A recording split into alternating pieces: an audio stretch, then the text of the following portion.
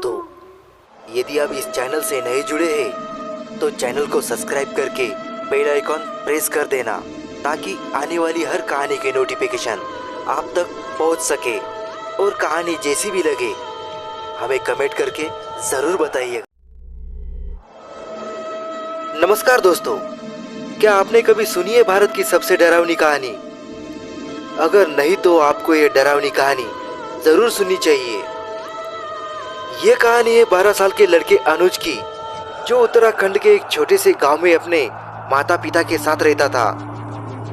एक दिन वह अपने नाना नानी से मिलने गया, लेकिन जो उसके साथ हुआ वह किसी भी व्यक्ति को सोचने पर मजबूर कर देगा। क्या आपको विश्वास है भूत प्रेत पर?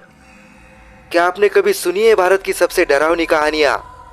अगर नहीं तो यह कहानी आपको एक नई दुनिया में लेके जाएगी, जहां डर और भय एक साथ मिलकर व्यक्ति को हिला देते हैं। यह कहानी एक 12 साल के बच्चे अनुज की, जो उत्तराखंड के एक छोटे से गांव में अपने माता पिता के साथ रहता था।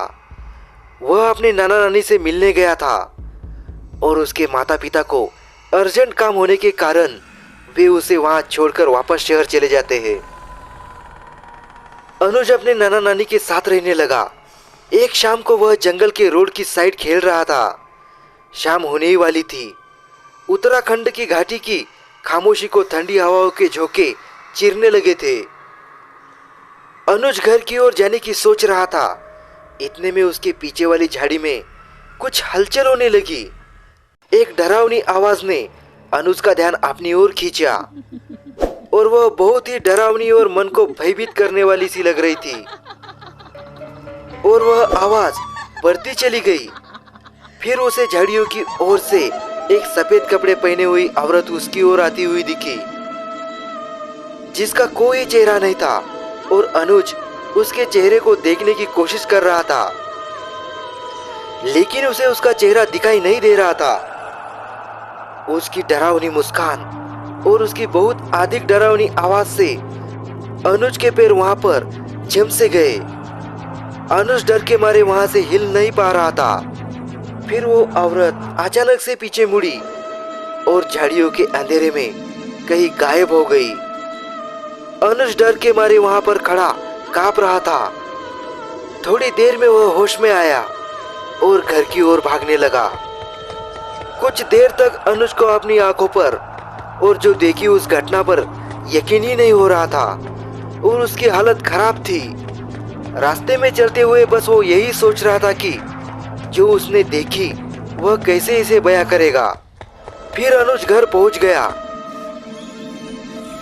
और वह उसके साथ हुई घटना को अपने नाना नानी को बहुत अच्छी तरह सुनाने लगा। उसके नाना नानी वो घटना सुनकर हैरान होने के साथ साथ रोने लगे। अनुज अपने नाना नानी के रोने को समझ ही नहीं पा रहा था। कुछ देर बाद अनुज की नानी ने अनुज को खाना खिलाया और उसके नाना बिना कुछ बताए घर से बाहर चले गए। उनके रोने और नाना के बाहर जाने के बारे में अनुज को कुछ नहीं बताया। हालांकि अनुज ने अपनी नानी से बार बार पूछा था।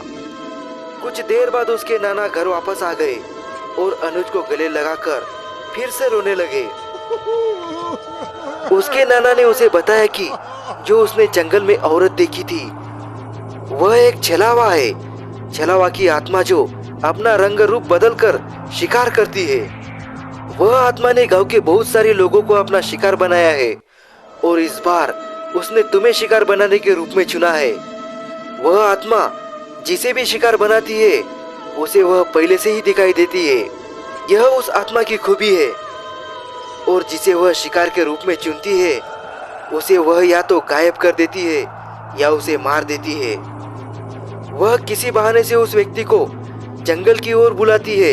फिर उस व्यक्ति के साथ क्या होता है किसी को मालूम नहीं होता है और आज तक किसी को मालूम ही नहीं। जो व्यक्ति आज तक उस आत्मा के नजर में आया है वह बच ही नहीं पाया है और अनुज उसका अगला शिकार होने वाला है। अनुज के नाना फूट फूट कर रोने लगे और वह अपने अंदर साहस पैदा करके अनुज को कहने लगे कि बेटा, तुम्हें डरने की कोई जरूरत नहीं है। क्योंकि मैं पास के एक तांत्रिक से लोबान लेकर आया हूँ जो आपकी बुरे साये से रक्षा करेगा।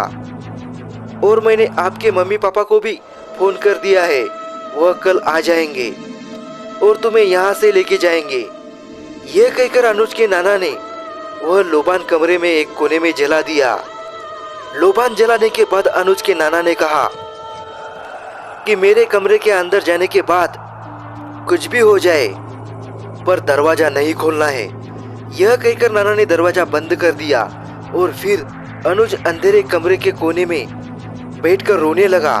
वह कमरे में बैठा हुआ सोच रहा था और उसे अपने नाना नानी के रिएक्शन को देखकर कुछ समझ ही नहीं आ रहा था। और जो उस आत्मा का हुआ हादसा था वह उसके दिमाग से नहीं निकल पा रहा था। उसके कानों में वह खौफनाक आवाजें गूंज रही थी और उसे बहुत ही डर लग रहा था। वह दिन होने का इंतजार कर रहा था। उसके ठीक 2 घंटे बाद बाहर से दरवाजा खटखटाने की आवाज आई। अनुज बेटा, अनुज बेटा, अब तुम बाहर आ सकते हो, अब खतरा टल गया है।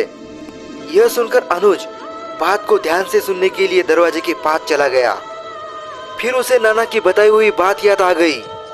कुछ भी हो जाए परंतु गेट नहीं खोलना है। इतने में ही उसके कमरे से बहुत सी गंदी बदबू आने लगी। फिर उसने अचानक से पीछे मुड़कर देखा तो वह बदबू उसी लोबान से आ रही थी।